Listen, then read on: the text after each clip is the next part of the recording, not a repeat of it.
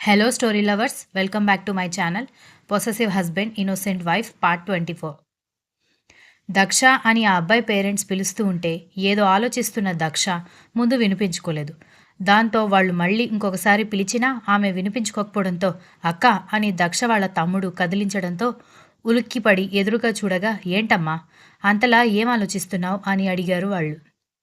దక్ష అయోమయంగా అందరినీ చూస్తుంటే వాళ్ళు నిన్ను 2 సార్లు పిలిచారు, నువ్వేదో ఆలోచిస్తూ పట్టించుకోలేదు అని తమ్ముడు చెప్పడంతో ఏమీ లేదు, హాఫ్ డే లీవ్ పెట్టొచ్చాను, రేపు ఓవర్ వర్క్ చేయమంటారేమో అని కంగారుగా ఉందని ఏదో ఒకటి చెప్పి కవర్ చేయాలని ట్రై చేయడంతో అలా ఏమీ ఉండదులే అన్నట్టు పెళ్ళైన తర్వాత కూడా జాబ్ చేసే ఉద్దేశం ఉందా నీకు అని అడగడంతో డౌట్గా చూసింది దక్ష.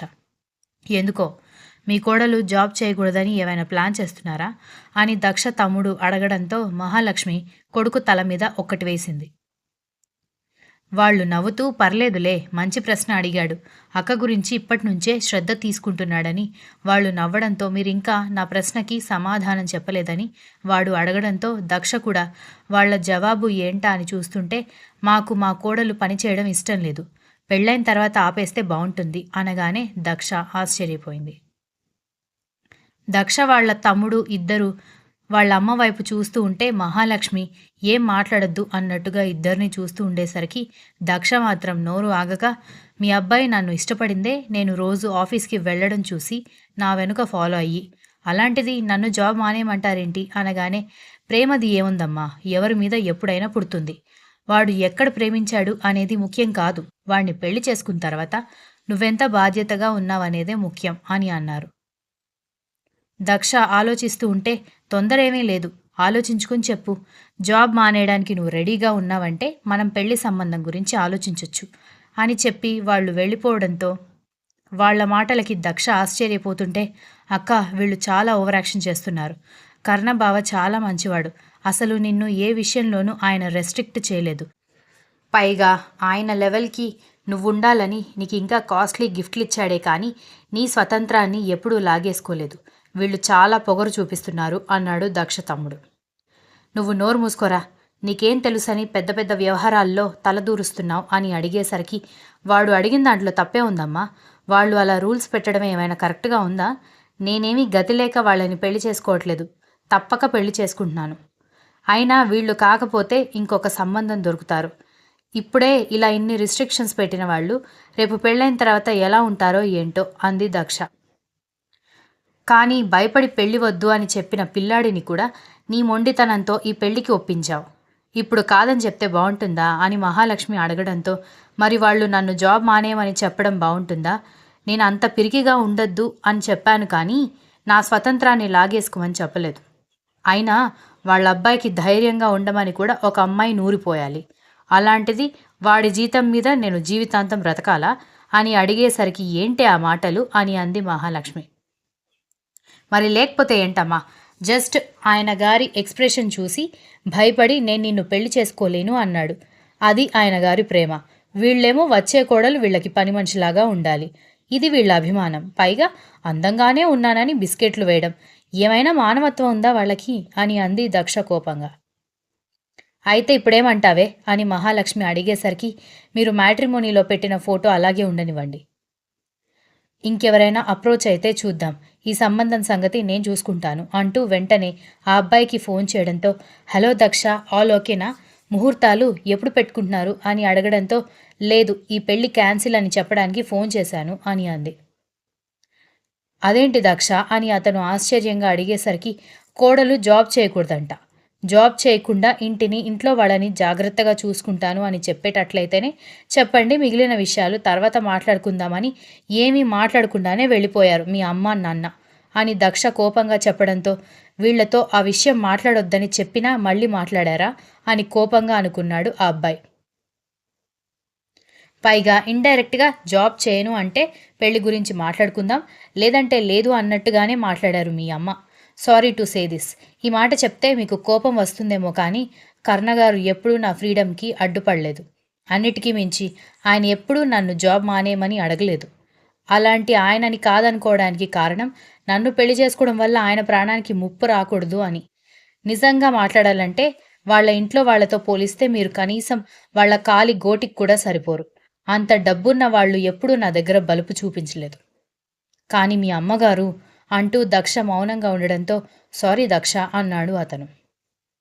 అదేంటి నేనిలా మాట్లాడితే నీకు కోపం వస్తుందనుకుంటే సారీ చెప్తున్నావు అని దక్ష ఆశ్చర్యంగా అడిగేసరికి నీ వైపు నుంచి నువ్వు ప్రాపర్గానే ఉన్నా పనికిమాలిన మాటలన్నీ మాట్లాడి ఇలాంటి డౌట్స్ క్రియేట్ చేసింది మా పేరెంట్స్ కాబట్టి సారీ చెప్పాల్సింది నేనే కదా అనగానే లేదు.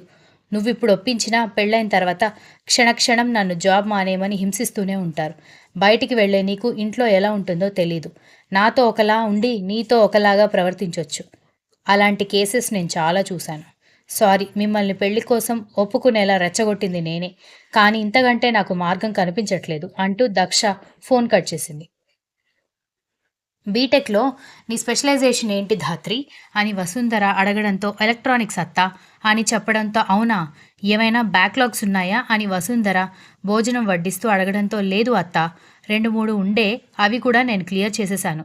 ఇంకా ఈ సెమిస్టర్లో ఓన్లీ ఈ సెమిస్టర్ సబ్జెక్ట్స్ మాత్రమే రాస్తే సరిపోతుంది అనగానే గుడ్ గర్ల్ అని చెప్పి కూర వేసింది వసుంధర.